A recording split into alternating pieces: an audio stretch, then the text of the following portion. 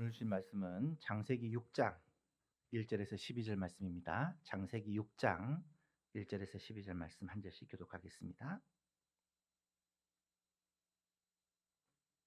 구약성경 7쪽에 있습니다. 창세기 6장 1절에서 12절 말씀 교독합니다. 사람이 땅 위에 번성하기 시작할 때에 그들에게서 딸들이 나니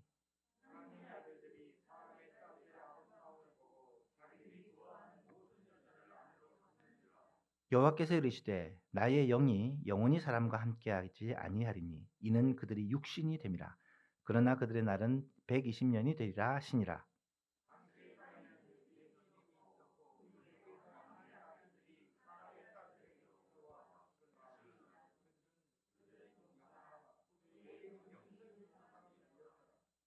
여호와께서 사람의 죄악이 세상에 가득함과 그의 마음으로 생각하는 모든 계획이 항상 악할 뿐임을 보시고 이르시되 내가 창조한 사람을 내가 지면에서 쓸어버리되 사람으로부터 가축과 기는 것과 공중의 새까지 그리하리니 이는 내가 그것들을 지었음을 한탄함이니라 하시니라. 이것이 노아의 족본이라. 노아는 의인이요 당대의 완전한 자라. 그는 하나님과 동행하였으며 그때의 온 땅이 하나님 앞에 부패하여 포악함이 땅에 가득한지라. 이는 땅에서 모든 혈육 있는 자의 행위가 부패함이었더라. 아멘. 작년에 이어서 우리 예수만교회가 언약을 이어가는 교회를 세워나가고자 우리 올해 1, 2, 3월에는 성경에 나타나는 족보를 좀 살펴보고 있습니다. 1월에는 예수님의 족보에 대해 살펴봤고 2월에는 아담의 족보를 살펴보고 있습니다. 아담의 족보를 보시면 아담의 자손은 크게 두 가지 계열로 나누어져 있습니다. 가인의 후예와 셋의 후예가 그 두 가지 계보라고 말씀을 드렸어요. 이 가인의 후예는 총 7대가 나타나는데 아담부터 라멕까지 이 라멕에 대해서 우리가 좀 생각해 보았고요. 셋의 후예는 아담부터 노아까지 10대가 나타납니다. 그 중에서 대표적인 인물이 7대 손 에녹과 10대 손 노아다라고 말할 수 있습니다. 지난주에는 우리가 이 에녹에 대해서 말씀을 살펴보았죠. 하나님과 동행했던 이 에녹에 대해서. 오늘은 에녹과 더불어 이 셋세 후예의 대표적인 인물인 노아에 대해서 함께 생각해 보려고 합니다. 셋세 후의 대표적인 인물이 에녹과 노아인데요. 이 7대 손 에녹은 하나님과 동행했던 사람이다라고 성경이 말하고 있고, 이 노아는 오늘 본문에 보니까 여호와께 은혜를 입은 사람, 하나님께 은혜를 입은 사람이라고 설명하고 있습니다. 이 에녹과 노아를 통해서 우리가 하나님의 사람들이 어떻게 이 땅 가운데 특별히 죄악된 세상 가운데 살아가는지를 좀 주목하여 볼 필요가 있겠습니다. 아담의 타락 이후로 모든 사람은 태어나면서부터 죄성을 가지고 태어났다라고 말씀드릴 수 있습니다. 죄성은 죄를 지을 수밖에 없는 그러한 인간의 본성을 의미합니다. 죄에 스스로 죄를 다스릴 수 없어서 죄를 지을 수밖에 없는 그런 속성이 모든 인간에게 있었다라는 거예요. 그래서 가인은 시기심을 참지 못하고 동생 아벨을 쳐 죽이고요. 라멕은 복수심 때문에 많은 사람들을 죽이는 것을 그렇게 성경이 기록을 합니다. 문제는 그렇게 죄를 지으면서도 죄를 부끄럽게 생각하는 것이 아니라 오히려 죄 짓는 것을 당연하게 생각하고 죄 짓는 것을 자랑하더라라는 말입니다. 사람들은 창조주 하나님을 잃어버리고 하나님으로부터 점점 멀어져 가고 하나님의 뜻, 하나님의 말씀에는 관심이 없게 되었다라는 사실이죠. 그런데 어쩌면 이것이 오늘 우리가 살아가는 이 세상의 모습이다라는 사실을 우리는 알아야 합니다. 우리는 하나님을 기억하고 하나님을 예배하기 위해서 이렇게 아침부터 모여 하나님께 예배를 드리고 있지만 세상에는 많은 사람들이 지금 세상에서 살아가는데 세상과 세상의 쾌락과 세상의 우상과 물질 문명과 성공과 나름대로의 그런 뜻과 계획을 가지고 살아갑니다. 하나님이 없으니까 다 자신이 하나님이 되어 그렇게 살아가는 세상이 바로 오늘 우리가 사는 세상이죠. 오늘 본문 5절과 6절을 보시면 왜 하나님이 인류를 심판했는지 그 이유가 설명되어 있습니다. 여호와께서 사람의 죄악이 세상에 가득함과 그의 마음으로 생각하는 모든 계획이 항상 악할 뿐임을 보시고 땅 위에 사람 지으셨음을 한탄하시고 마음에 근심하셨다라고 기록을 합니다. 죄악이 끝없이 무섭게 온 세상을 덮었고 인간의 마음을 지배하는 것은 온통 죄악뿐이라는 것을 말씀하고 있습니다. 하나님이 심판할 수밖에 없었다라는 것이죠. 자신이 창조하신 세상을, 자신이 지으신 사람을 그렇게 하나님께서 심판하실 때는 하나님의 마음에 아픔이 있었을 것입니다. 전능하신 하나님께서 한탄하시고 근심하신 이유가 무엇이냐? 그 이유는 바로 사랑 때문입니다. 사랑이 없었다면 하나님은 그렇게 슬퍼하실 필요가 없습니다. 세상의 죄악을 없애시려고 그냥 다 심판하시고 쓸어버리시고 없애버리면 됩니다.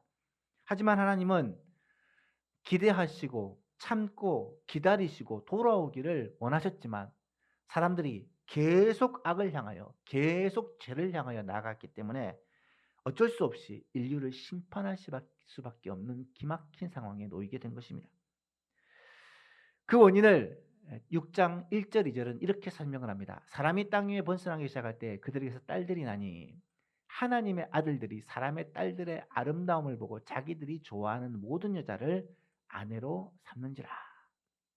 2절에 보면 매우 중요한 단어가 나타납니다. 하나님의 아들들이라는 말과 사람의 딸들이라는 말입니다.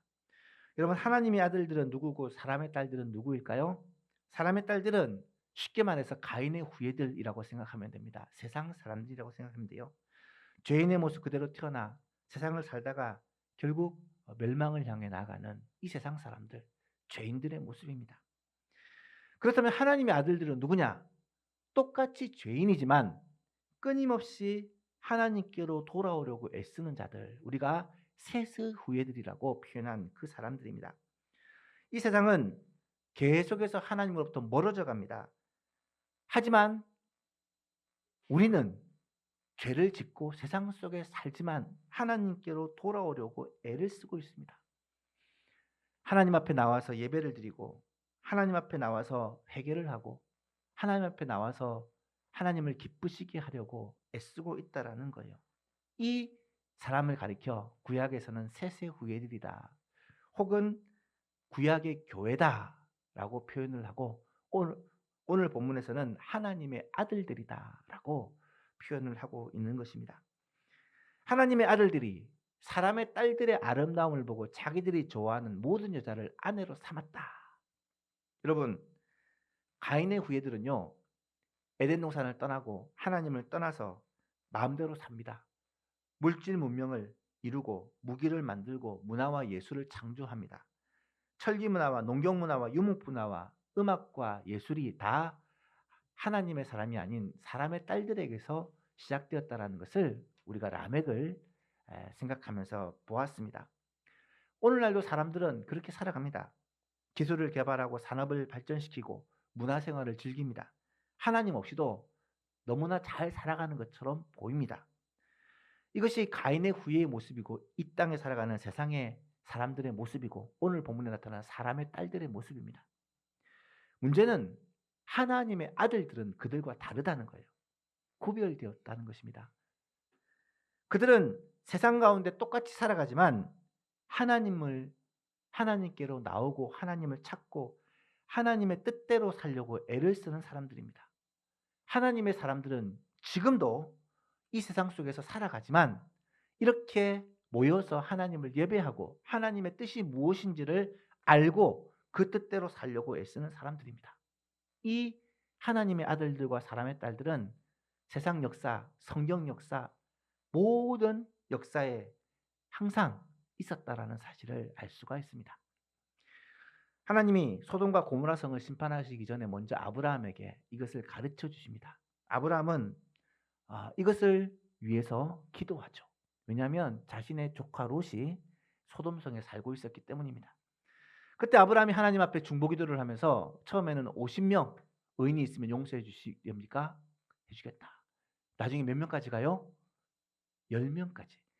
의인 10명만 그 소돔성에 있으면 그 의인으로 말미암아 소돔성을 용서해 주시겠습니까? 그러겠다라고 대답을 하십니다. 결국은 의인 10명이 없어서 소돔성은 멸망을 당하고 말죠. 여러분, 여호수아가 가나안 땅에 들어갈 때 법궤를 맨 제사장을 앞세우고 들어갑니다. 이 법궤를 맨 제사장이 이 요단에 탁 발을 담그니까 어떤 일이 벌어집니까? 흐르던 물이 끊겨가지고 이 강이 멈춰지고 가운데 길이 드러나게 됩니다. 그래 백성들이 그 길로 요단을 건너게 되죠. 그리고 마지막으로 제사장이 이 법궤를 메고 요단강에서 탁 나오니까 물이 다시 흘렀습니다. 당시 요단이 범람하여 홍수가 날 때인데 이 홍수가 나는 엄청난 물이 이 법궤를 메고 들어가는 순간 끊어졌다고 성경은 얘기를 합니다. 여러분, 이런 사실들을 통해 우리가 알 수 있는 게 무엇이겠습니까?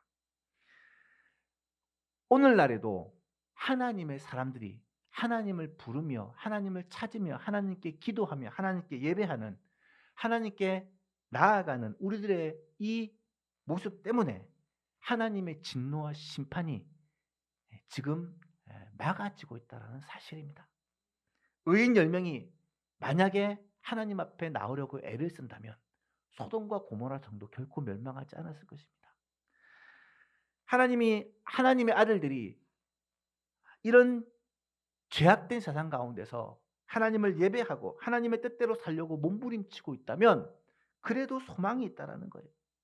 여러분, 세상은요, 우리가 예배드리고 하나님의 말씀대로 순종하고 사는 것보다 어쩌면 더 화려하고 매력 있는 것처럼 보일 때가 있습니다. 하나님의 아들들이 세상의 즐거움을 본 거예요. 세상 여자들의 아름다움을 본 것입니다. 그리고 자신들이 좋아하는 사람들을 데려다가 아내로 삼았다. 이 말은 세상과 동화되었다, 융화되었다라는 말입니다. 여러분, 세상 사람들이 하나님의 사람들이 세상 문화의 유혹을 받고 세상 즐거움, 세상 죄악의 유혹을 받을 수는 있어요. 하지만 이 세상과 섞이고 세상과 동화되면 하나님의 진노를 더 이상 막을 수가 없게 된다라는 말씀이에요. 에스겔서에서는 이것을 파수꾼의 비유를 합니다. 파수꾼이 성문에서 성벽에서 파수를 봅니다. 파수꾼의 사명이 무엇입니까?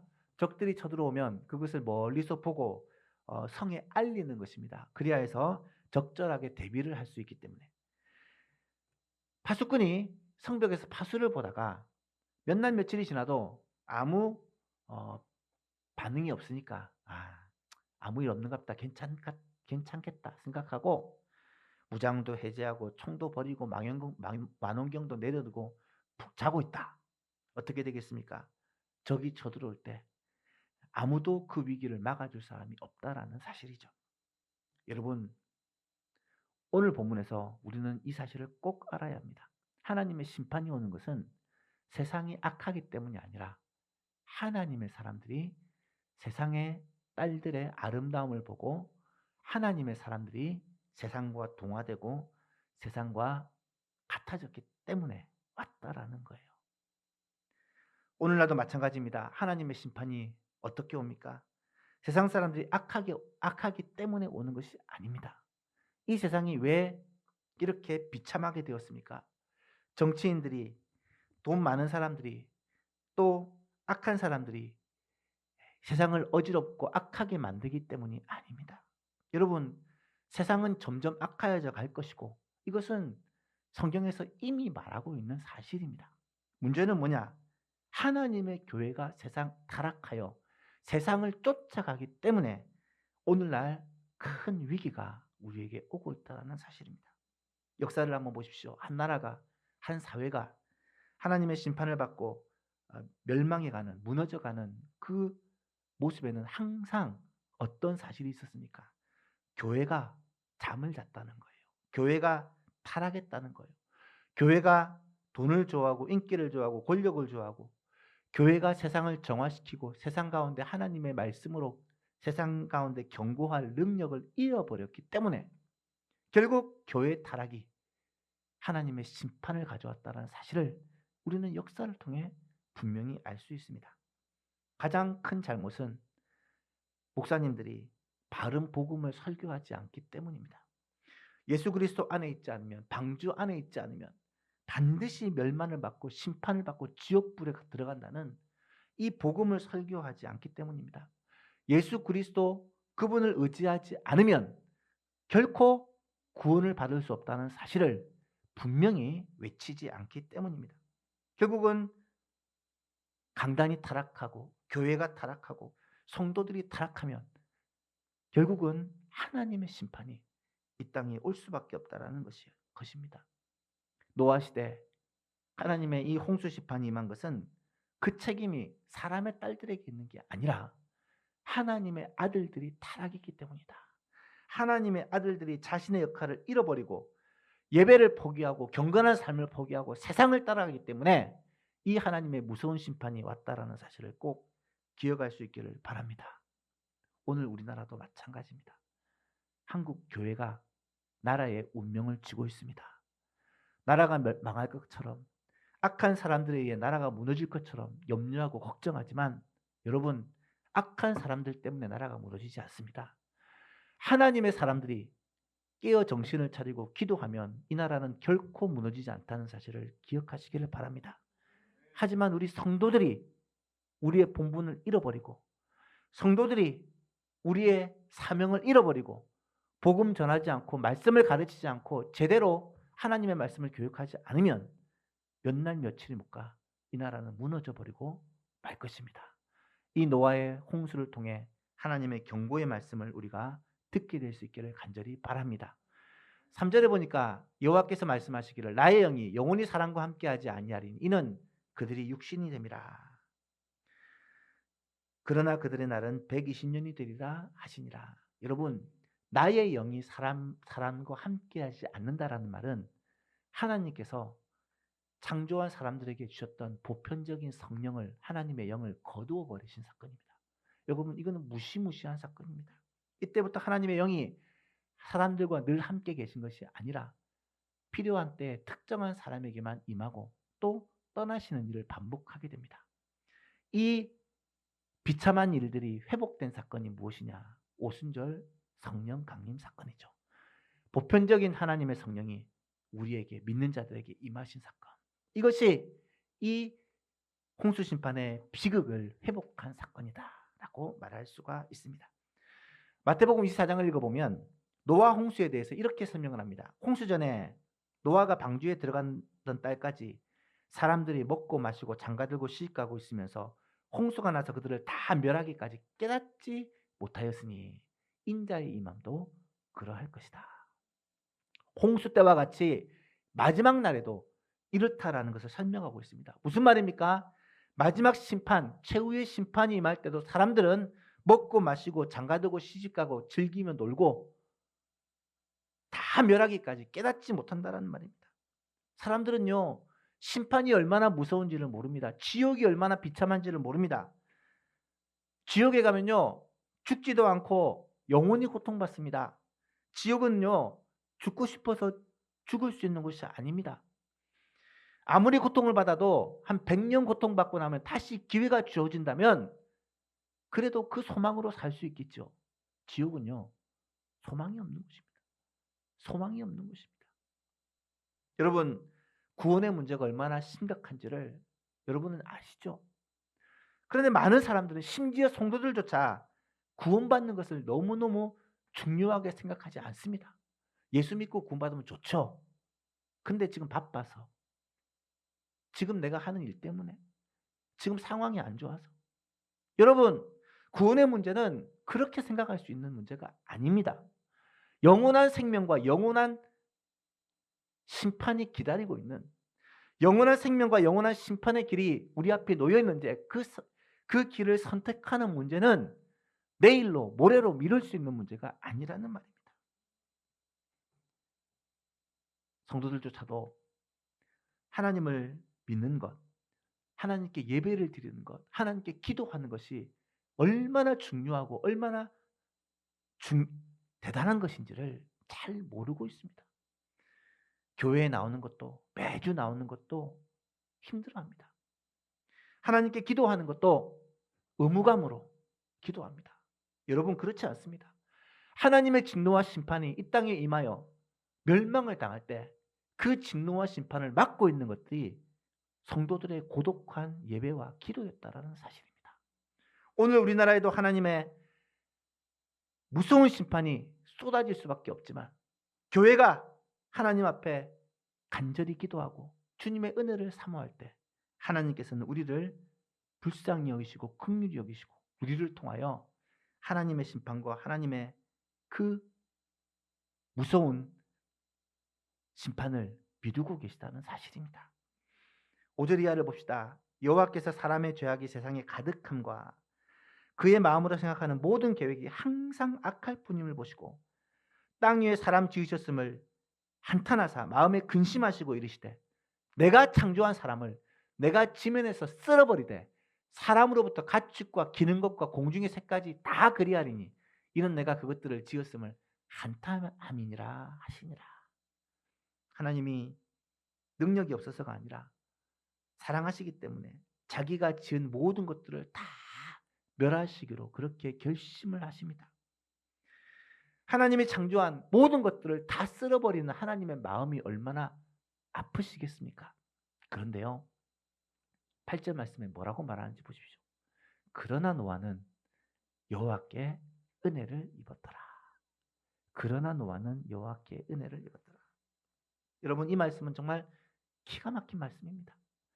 하나님께서는 더 이상 세상에 소망이 없다라고 생각하고 세상에 모든 것을 다 쓸어버리기로 마음을 먹으셨는데 그러나 하나님께서 노아라는 한 사람에게 은혜를 베풀어 주셨다라는 말씀이에요. 여러분 하나님께서 왜 노아에게 은혜를 베풀어 주셨을까요? 9절에 보면 이것이 노아의 족본이라 라고 하면서 노아에 대해서 이렇게 설명합니다. 노아는 의인이었고 당대의 완전한 자였고 하나님과 동행하는 자였다. 아, 노아가 이랬으니까 하나님께 은혜를 받았구나 라고 생각하시면 안 됩니다. 여러분 노아가 하나님께 은혜를 입었다라는 말은 은혜가 무엇이죠? 은혜는 값없이 주시는 선물입니다. 노아가 받을 만한 자격이 있어서 은혜를 입었다면 그것은 은혜가 아닙니다. 노아가 하나님의 은혜를 받을 만한 자격이 없음에도 불구하고 하나님께서 노아에게 은혜를 베풀어 주셔서 노아가 당대의 의인으로 하나님과 동행하는 삶을 살 수가 있었다는 말입니다. 에녹 때도 제가 말씀드렸지만 노아 때도 마찬가지입니다. 하나님의 은혜가 아니었다면 노아도 결코 이 악한 세상 속에 하나님의 말씀을 붙들고 하나님의 뜻대로 사는 동행하는 삶을 살 수가 없었을 것입니다. 노아도 그 시대를 살아가는 그냥 사람이었습니다. 노아도 셋의 후손이었고 하나님의 아들들이었지만 다른 사람들이 그랬듯이 사람의 딸들의 미혹을 받았습니다. 사람의 딸들의 아름다움을 보고 아마 유혹을 받았을 것입니다. 네피림의 힘과 폭력 앞에서 두려워 떨었을 것입니다. 죄로 관영한 세상 속에서 홀로 신앙을 지키며 산다는 것이 보통 쉬운 일이 아니었을 것입니다. 어려운 일이었을 것입니다. 여러분 사람은 다 똑같습니다. 연약합니다. 하지만 하나님께서는 이런 노아에게 은혜를 입혀 주셨다는 사실입니다. 노아가 악한 세상에서 어떻게 의로운 삶을 살 수 있었느냐? 어떻게 당대의 완전한 자요 하나님과 동행하는 삶을 살 수 있었느냐? 그 이유는 하나님께서 노아에게 은혜를 입혀 주셨기 때문입니다. 하나님께서 노아를 택하시고 하나님께서 노아에게 은혜를 입혀 주셨습니다. 하나님이 베풀어 주신 은혜가 무엇이었을까요? 여러 가지가 있겠지만 저는 이 은혜가 간섭하심의 은혜라고 생각을 합니다. 노아가 죄의 유혹을 받을 때 하나님께서 노아에게 간섭을 하십니다. 노아에게 말씀을 들려주십니다. 노아의 마음을 붙잡아 주십니다. 노아에게 때로는 경고해 주십니다. 오늘날도 마찬가지라고 생각합니다. 하나님의 백성들이 이 땅을 살아가면서 많은 유혹을 받습니다. 세상의 유혹을 받습니다. 돈의 유혹을 받습니다. 성공의 유혹을 받습니다. 아름다움, 쾌락의, 세상 즐거움의 유혹을 받습니다. 그때 우리는 하나님께서 어떻게 우리에게 은혜를 베풀어 주십니까? 우리의 삶에 하나님이 간섭해 주십니다. 하나님 앞에 늘 나아가는 자는 하나님의 말씀으로 우리에게 경고해 주십니다. 하나님의 말씀을 듣고 읽고 묵상하는 자는 그 말씀을 통해 하나님께서 우리에게 경고해 주시고, 때로는 채찍질해 주시고, 때로는 깨닫게 해 주시고, 때로는 하나님의 뜻대로 살 수 있는 힘도 주십니다. 세상 욕심과 세상의 미혹으로 갈등할 때 목사님의 말씀을 통해 우리를 깨우쳐 주시고, 구역장님의 기도를 통해 우리를 붙잡아 주시고, 서로 성도들의 도움과 또 조언과 기도와 서로를 향한 나눔을 통해 우리가 이 세상 속에서 하나님의 뜻대로 살아갈 힘을 우리에게 주신다는 거예요. 여러분, 한번 생각해 보십시오. 우리가 교회를 떠나서 나 혼자 신앙생활을 한다고 생각해 보십시오. 아무리 생각해 봐도 아무의 간섭 없이 그냥 홀로 신앙생활을 하면 모든 것이 자유롭고 하나님의 뜻대로 살 수 있을까? 저는 자신이 없어요. 세상 속에서 홀로 믿음으로 산다는 것은 불가능합니다. 성경에 나타나는 모든 독불장군은 다 넘어지고 맙니다. 하지만 믿음의 공동체에서 함께 믿음으로 살아가는 사람들은 승리하고 이길 수 있습니다. 어떻게 보면 교회는 하나님께서 우리에게 베풀으신 가장 큰 은혜 가운데 하나라는 거예요. 우리가 함께 모여서 신앙생활하는 이 예배는 하나님께서 우리에게 베풀어 주신 가장 놀라운 은혜라는 사실입니다. 말씀을 듣고 깨닫는 것은 하나님께서 우리로 하여금 노아와 같이 믿음으로 살 수 있도록 도와주시는 최고의 은혜라는 사실입니다. 사랑하는 예수만 교수님 여러분, 매일 말씀을 읽고 묵상하고 이 말씀대로 살려고 기도할 수 있는 것은 우리에게 주신 하나님의 최고의 은혜의 방편이라는 말입니다. 이런 은혜의 방편을 우리가 놓쳐버리고 살아가면 결코 하나님의 뜻대로 이 세상 가운데 살아갈 수가 없다라는 사실이에요. 사랑하는 예수만 교수님 여러분, 하나님의 은혜 아니면 우리는 살 수 없습니다. 주 없이는 하루도 살아갈 수 없는 존재가 우리들입니다. 노아가 하나님의 은혜를 입어 그 땅 가운데, 그 악한 세상 가운데 믿음으로 살아 결국 하나님의 구원의 통로가 되었던 것처럼 오늘 우리도 이 악한 세상 가운데 하나님의 은혜로 말미암아 하나님의 구원의 통로가 되어지고 하나님의 일하시는 통로가 되는 놀라운 은혜가 있기를 주님의 이름으로 축복합니다. 말씀을 맺습니다.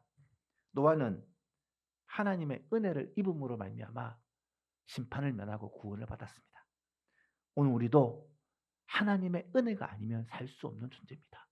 주 없이는 하루도 살아갈 수 없는 존재입니다. 여러분, 하나님의 은혜 받아야 됩니다. 그 은혜 아니면 세상 가운데 성도로 승리하며 살 수 없습니다. 이번 부흥사경에는 우리에게 정말 좋은 은혜의 기회입니다. 하나님의 은혜를 받아 누릴 수 있는 기회입니다. 하나님께서 말씀을 통해 찾아와 주시고 말씀을 통해 우리를 깨우쳐 주시고 우리를 경고해 주시고 우리의 삶에 대한 하나님의 마음과 뜻을 가르쳐 주시는 정말로 좋은 기회입니다.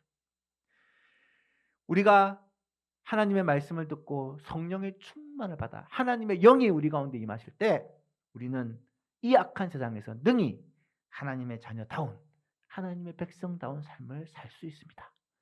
이번 부흥회를 준비하고 기도하면서 하나님, 우리에게 은혜를 베풀어 주시옵소서. 큰 은혜를 베풀어 주시옵소서. 악한 세상 가운데 정말 세상에 휩쓸려 사는 것이 아니라 하나님의 자녀로 하나님의 백성으로 능히 세상을 이기며 살 수 있도록 우리에게 큰 은혜를 베풀어 주시옵소서. 노아와 같은 은혜를 베풀어 주시옵소서. 이 말씀을 붙들고 기도하는 오늘 하루가 되었으면 좋겠습니다.